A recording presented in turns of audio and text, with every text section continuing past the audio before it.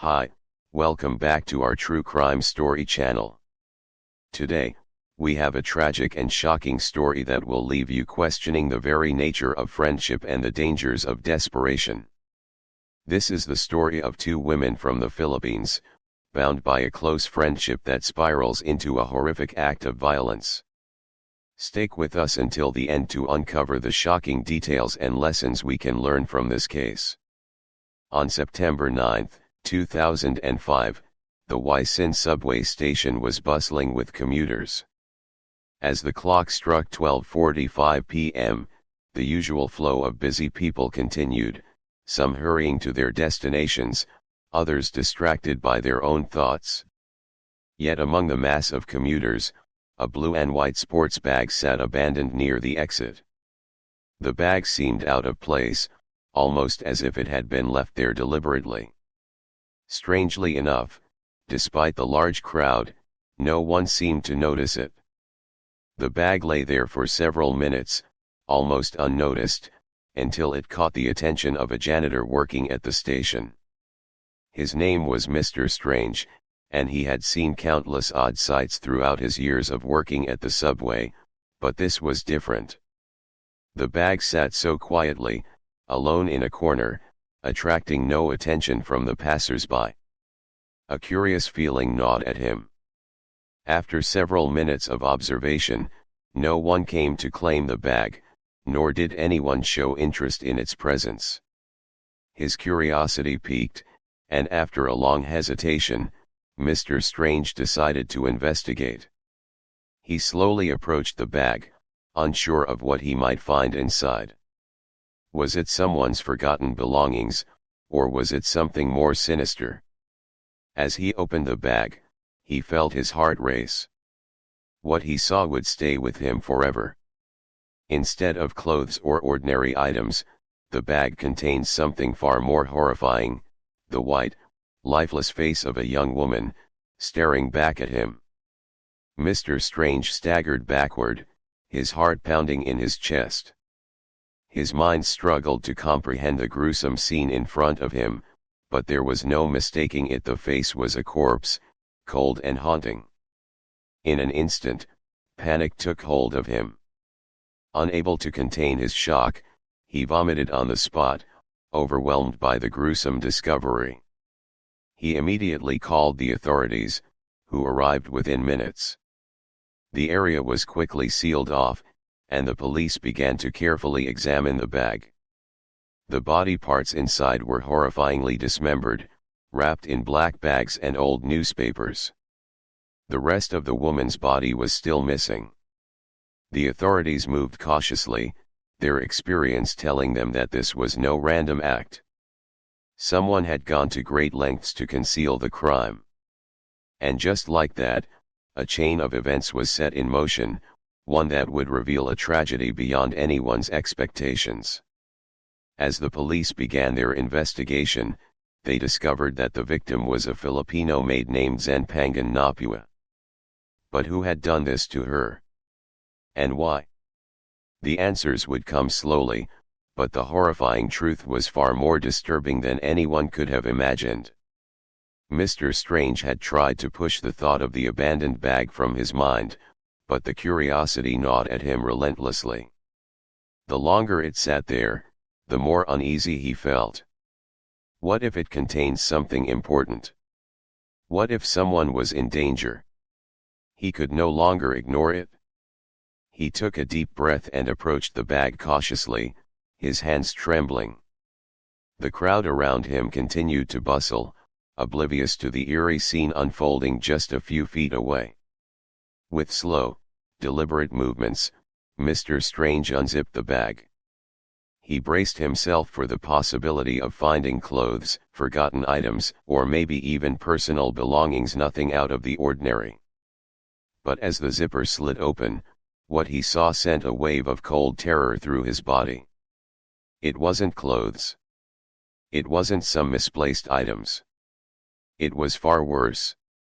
A pale, lifeless face stared back at him, its eyes wide open in frozen shock. It was the face of a young woman, her expression blank, her skin ghostly white. A jolt of panic surged through Mr. Strange. He staggered backward, his stomach churning, unable to process the ghastly sight in front of him. His mind raced, but there was no way to prepare for such a discovery. His legs gave way, and he vomited on the spot, his body overwhelmed by the shock. With trembling hands, Mr. Strange fumbled for his phone and dialed the police. His heart hammered in his chest as he tried to articulate the impossible truth. By the time the authorities arrived, the station was buzzing with the same sense of disbelief that gripped Mr. Strange. The police cordoned off the area, their experience guiding them as they cautiously examined the bag. They, too, were shocked, but their focus was sharp, their training kicking in. They had seen many things, but nothing prepared them for this. As the bag was carefully opened, the horrifying discovery continued to unfold. Inside, in addition to the woman's face, there were several black bags filled with dismembered body parts, arms, legs, and other pieces, all wrapped in plastic and sealed with newspaper from the days prior. The bags were not just random garbage, they contained human remains. The rest of her body was missing, and what they saw was enough to chill the bones of even the most seasoned officers. The body had been violently dismembered, the pieces carefully concealed. Who would do such a thing? And why? The police didn't have answers yet, but they knew this was no accident. This was a deliberate act of brutality. The investigation had only just begun, and as they combed through the details, they would soon uncover a terrifying truth that would unravel a story of friendship, betrayal, and a crime of unimaginable proportions. The discovery of the victims' remains set the wheels of the investigation in motion. As more officers arrived on the scene, they began to gather what little evidence there was. The woman's face, frozen in terror, haunted them as they processed the gruesome scene. It was a mystery that no one could have prepared for. The police were about to uncover something far darker than anyone could have anticipated. The discovery at the Wysin subway station shocked everyone. But as the police moved forward with their investigation, a deeper and more disturbing story began to emerge. Using the fingerprints found on the victim's body, the police were able to identify her as Pangan Napua, a 26-year-old Filipino maid who had been working in Singapore for several years. She had been reported missing just days before the grisly discovery. Her employers had raised the alarm when they noticed her absence, having reported her missing the very day before her body was found. As the investigation began to unfold, it was clear that this wasn't just any random crime. It was personal. Someone had gone to great lengths to erase Zen from the world in the most brutal and shocking way. Zen had worked for a family in Singapore, where she had been known to be diligent, reliable, and quiet. The fact that she was missing didn't seem to raise any immediate red flags at first, but now, with her body discovered in such a gruesome manner, the questions began piling up. How could someone who appeared so harmless meet such a violent end? And who was responsible for the mutilation of her body? The police had no idea how disturbing the case was about to become, but they were determined to find answers. As they followed the few clues they had, the investigation soon pointed to another individual who had worked closely with Zen gang Galeo Aguila. Gang was also a Filipino maid, and she had worked for the same family that employed Zen. At first glance, nothing about Gang seemed out of the ordinary. She was just another foreign worker, earning a modest living far from home. However, as the investigation deepened, the police discovered that Gang had been extremely close to Zen. In fact, the two women were known to have shared a strong bond. Their connection seemed to go beyond just colleagues, they were like sisters, sharing personal stories and struggles, often confiding in each other. But could it be that this seemingly close friendship had turned into something far darker? Could Gang, someone so familiar with Zen, be the one responsible for her death? The investigators quickly traced Gang to her apartment, hoping to find something that could explain the connection between the two women, and hopefully lead them to the killer. What they found would send shockwaves through the investigation. In Gang's apartment, the police uncovered more disturbing evidence that suggested she had a much darker side. Her living space, which seemed unassuming at first, was filled with signs of a violent struggle. Blood stains, torn clothing, and a few odd items were scattered around the room.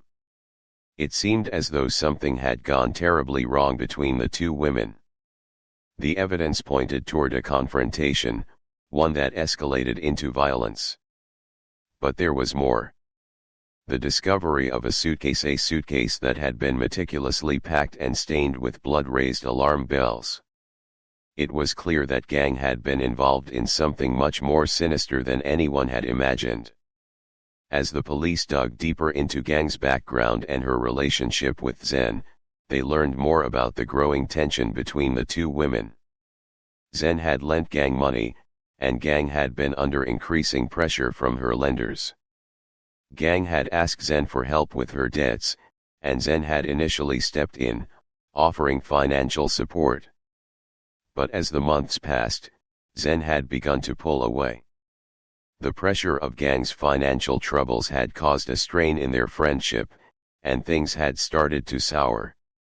Could this have been the turning point? Was the bond between Zen and Gang so fragile that it could be shattered by money? The investigation was beginning to paint a picture of a tragic downfall, one where the desperation for money, combined with a growing sense of betrayal, led to violence. The truth about Zen's death was still unclear, but the pieces were slowly falling into place. And as the police delved deeper into Gang's life, they realized that the disturbing events that followed Zen's death were far from random. They were part of a carefully planned and chilling act of brutality. The investigation was taking an unexpected turn.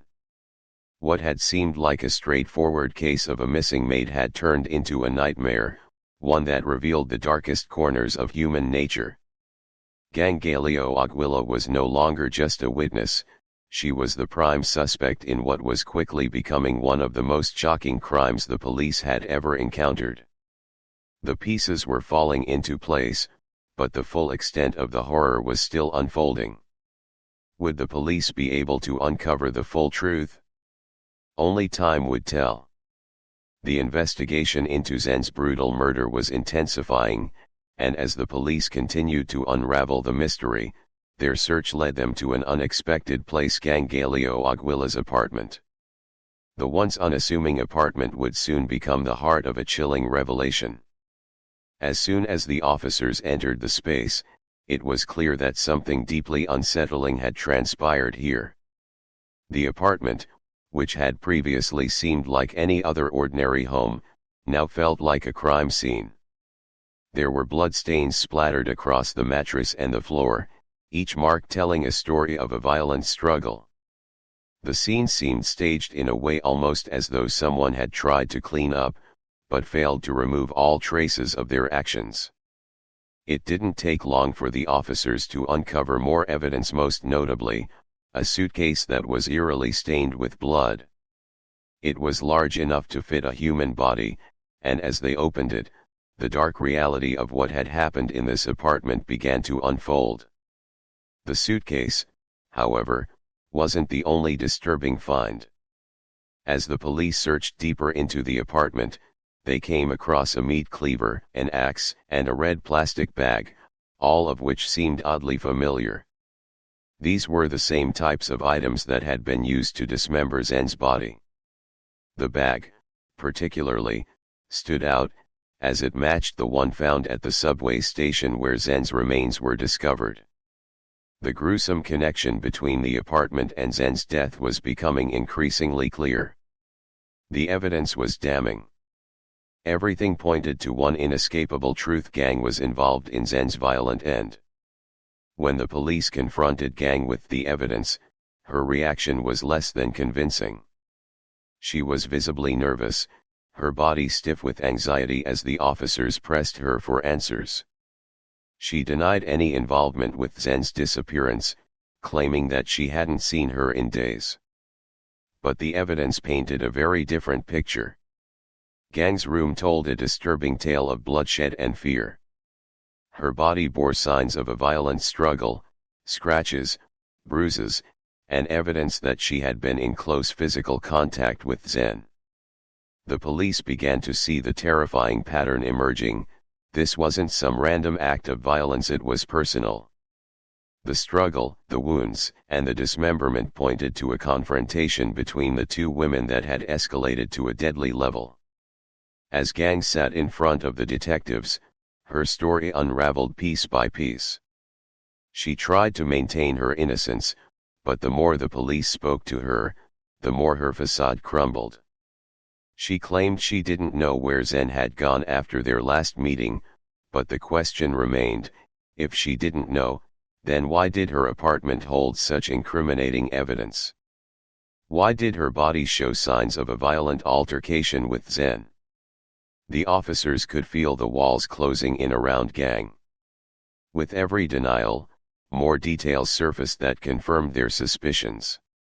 Gang's emotions, her behavior, everything about her demeanor screamed guilt. She was trapped in her own web of lies, and the truth was becoming impossible to hide. It was becoming evident that Gang's relationship with Zen had deteriorated in a tragic and explosive way. The two had once been close friends, sharing stories and comforting each other in a foreign land. But as time went on, financial pressures and unspoken grudges had festered between them. Zen had lent Gang money in the past, and when Gang couldn't repay it, things began to turn sour. The once supportive friendship had shifted into something far more toxic, with each interaction increasingly strained. The emotional toll of their complicated bond likely pushed Gang over the edge. What had started as a minor disagreement about money had spiraled into a deadly confrontation. Gang had finally snapped. As the investigation continued to unfold, it became clear that the events leading up to Zen's murder were fueled by a combination of financial desperation, betrayal, and pent-up anger. The police had now uncovered a clear pattern, a tragic escalation that ultimately led to Zen's death. Gang, in her own panic and desperation, had resorted to the most brutal of actions to cover up her crime. But the truth was surfacing, one clue at a time. The investigation into Zen's murder had now entered its most critical phase, and the police were determined to uncover the full extent of Gang's involvement in this chilling act of violence. With every new discovery, the story was becoming darker and more complex, and the mystery was beginning to unravel in ways no one had anticipated. The pieces were falling into place, and the truth was now within reach. Zen and Gang's relationship had once been a close bond, one that seemed unbreakable. They had arrived in Singapore around the same time, both foreign workers from the Philippines, trying to build a better life. In a foreign land, they leaned on each other for companionship and support, sharing their struggles, loneliness, and hopes. Zen had become a reliable friend to Gang, and Gang, in return, had shared personal stories, offering a listening ear. The two women became more than just co-workers, they were like sisters. But as with many relationships, things changed. Gang's financial troubles began to mount. The initial struggles of working far from home quickly turned into a heavier burden. Gang's debts were growing, and as the pressure from her lenders mounted, her once close relationship with Zen began to sour. Zen, ever the compassionate friend, had done what she could to help. She had lent Gang money in the past, a gesture of kindness to help her friend get back on her feet. But it was the $2,000 loan that would become the breaking point. Gang couldn't repay Zen, and the financial strain became a source of resentment. The lenders, who had been pressing Gang for repayment, only added to the tension. As the days went by, Zen's kindness turned into frustration, and Gang's desperation deepened. What had once been a helpful gesture now seemed like a weight on both of their shoulders. The trust that had held their friendship together started to crumble. Zen's patience began to wear thin, and she started distancing herself from Gang. She could no longer keep giving without seeing any return, and the emotional toll of the growing debt was too much for her to bear. The resentment and strain finally reached a breaking point on September 7, 2005. That day, Zen visited Gang at her apartment. They had an argument that, on the surface, seemed like a simple disagreement about money. But beneath the surface, it was much more than that. The frustration that had been building for weeks boiled over. Gang, desperate and angry, couldn't contain her emotions any longer. Zen, who had once been her confidant, was now the source of her pain. The conversation quickly escalated, and what started as a verbal argument became something far darker. The two women, once so close, now found themselves in a brutal confrontation. The anger flared as they both began to physically struggle. Zen, in her own fury, fought back, scratching and clawing at Gang. Hair was pulled, clothes were torn, and the violence quickly spiraled out of control. It was no longer about money, it was about betrayal, resentment, and the overwhelming pressures of their lives. In the heat of the moment, Gang's rage overtook her. In a fit of fury, she grabbed a pillow, pressing it down on Zen's face with all her strength. Zen struggled beneath her, fighting for air, but Gang's desperation was too much. She continued to suffocate Zen, not fully realizing the extent of what she was doing. It wasn't just a fight, it was a struggle for control, for power, and for an end to the suffocating pressure that had been building for so long. Finally, in the grip of her anger, Gang strangled Zen, pushing her past the point of no return. As Zen's body grew still, Gang's mind began to catch up with what had just happened. What started as an argument about money had turned into an irreversible tragedy. Gang had killed her best friend. But the horror didn't end there. The violent act of murder led to a series of decisions that would ultimately expose her crime. In the aftermath of Zen's death, Gang's mind raced. She was overwhelmed with guilt, but also with the fear of what would happen next. What would the consequences be? How could she hide what she had done? Instead of seeking help, Gang made a tragic decision to conceal the murder. She dismembered Zen's body, hoping that the fragments would disappear forever, and tried to erase the evidence of the violence she had just committed. The body parts were hidden in bags, tucked away in the hope that they would never be found. But no matter how hard Gang tried to bury the truth, the evidence told a different story. Zen's death was no accident, it was a deliberate act, born of frustration, financial strain, and a shattered friendship. Gang had acted in the heat of the moment, but the consequences of her actions would follow her for the rest of her life. The investigation was just beginning, and with each piece of evidence uncovered, the truth about the tragic confrontation between the two women began to emerge. What had been a simple fight over money had turned into a horrific tragedy, and Gang was now facing the unbearable weight of her own decisions. The case was far from over, and the police were closing in on the truth, one step at a time. After the horrifying act, as Zen lay lifeless on the floor, the weight of what Gang had just done hit her in full force. But rather than face the consequences, Gang's first instinct was to hide the crime. The overwhelming guilt she felt was buried beneath a layer of cold, calculating actions. Gang knew she had to erase the evidence of the brutal act. The woman who had once been her closest friend was now a victim of her rage, and Gang's first thought wasn't remorse, it was how to cover her tracks. Gang's plan was chilling in its execution. She began the horrifying task of dismembering Zhen's body, carefully cutting it into pieces. It was as if the body of her former friend had become a problem to be solved, an obstacle to be hidden from view. Zhen's remains, once so full of life, were now carefully wrapped in plastic and placed in various bags. Each piece was carefully concealed, as if by hiding the body parts, she could erase the crime altogether.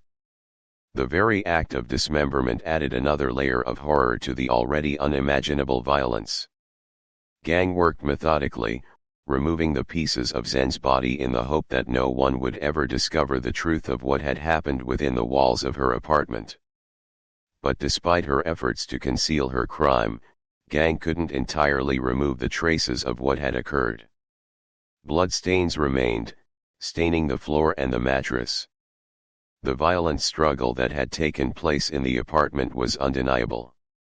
Gang had tried to clean up, but some things couldn't be erased so easily. She went to great lengths to cover up her actions. She bought cleaning supplies, a new knife, and a fresh bed sheet to replace the blood-stained one. Yet no matter how much she cleaned, the evidence was still there, hidden in plain sight. It was as though the crime scene itself was too deeply marked for any attempt at cleaning to truly remove the truth. But the cleanup was only the first step. The next phase of Gang's plan was equally cold-blooded. She had to dispose of Zhen's remains, making sure no one would find them, at least not too soon. With a sense of eerie calm, Gang took the bags containing Zhen's dismembered body and carefully disposed of them in public spaces. She knew that by leaving the remains in places where they would eventually be discovered, the authorities would start piecing the puzzle together. But she also knew the longer she waited, the higher the chances that the evidence would eventually lead back to her. The first location where she left part of the body was near the subway station, the same station where Zhen's remains had been found earlier, albeit in a much more concealed way. Gang chose a spot near the exit, in a place where it was likely to be noticed but not immediately connected to her crime. The second location was more distant, at a reservoir far from the scene of the murder. She placed the other body parts in the water, hoping the distance and the public nature of the locations would obscure the true connection to her. Gang seemed to believe that by spreading Zhen's remains over multiple locations, the pieces would never come together to reveal her involvement. Yet, in trying to manipulate the scene and control the story, Gang had underestimated the tenacity of the investigators. The disposal was calculated, but ultimately, her actions only served to bring the police closer to the truth. The pieces of the puzzle, scattered across the city, would eventually be collected, and each clue would bring them one step closer to uncovering the person responsible for the brutal murder of Zhen Pangan Napua. Gang's attempt to hide the truth was not as flawless as she had hoped. With every move she made to cover up her crime, the authorities began to close in.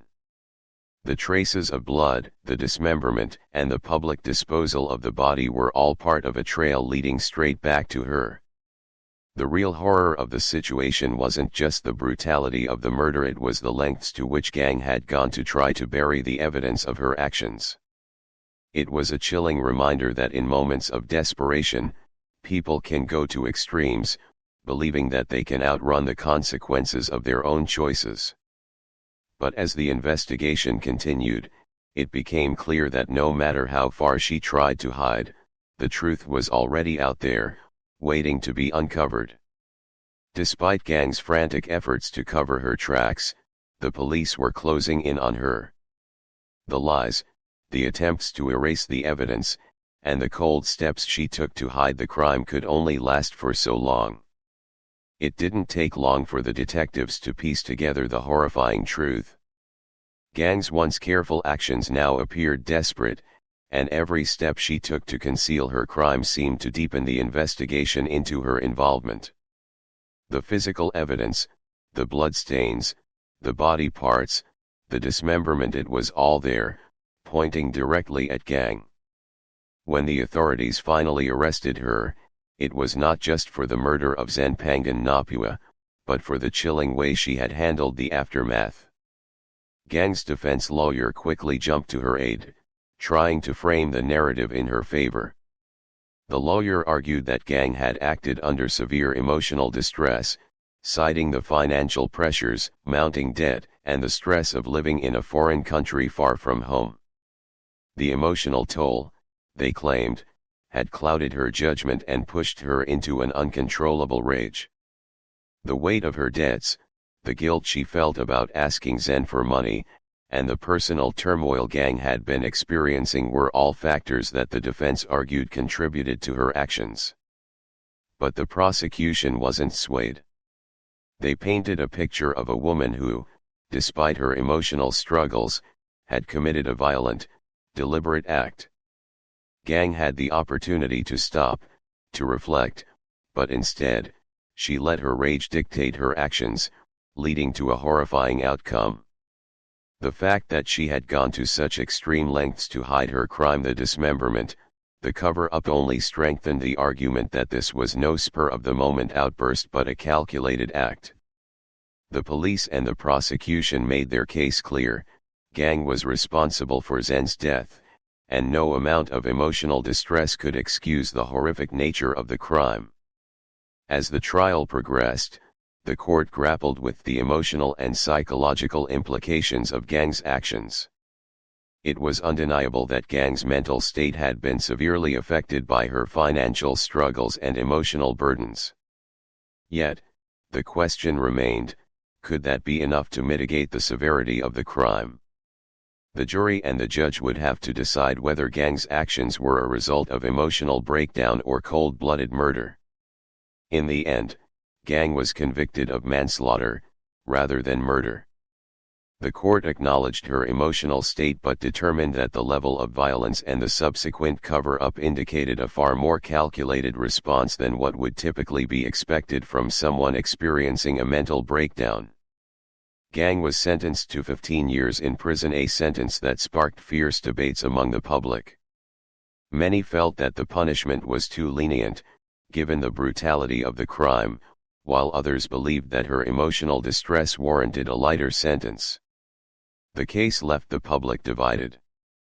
Was it fair to punish Gang as severely as she was, considering her mental state? Or was her crime so heinous that a harsher sentence was warranted? As the story of Zen Pangan Napua's murder and Gang Galeo Aguila's trial unfolded, it raised questions about the intersection of mental health, financial pressure, and crime. What started as a tragic story of friendship had ended in a courtroom, where justice was served, but the moral and legal questions lingered. Gang's case became a focal point for discussions on the complexities of human behavior and the law, with many arguing that the system must take into account the underlying factors that drive individuals to commit such acts. Despite the conviction, the case was far from simple, and it would continue to be a point of contention for years to come. This case leaves us with so many questions about human nature, desperation, and the fragility of relationships.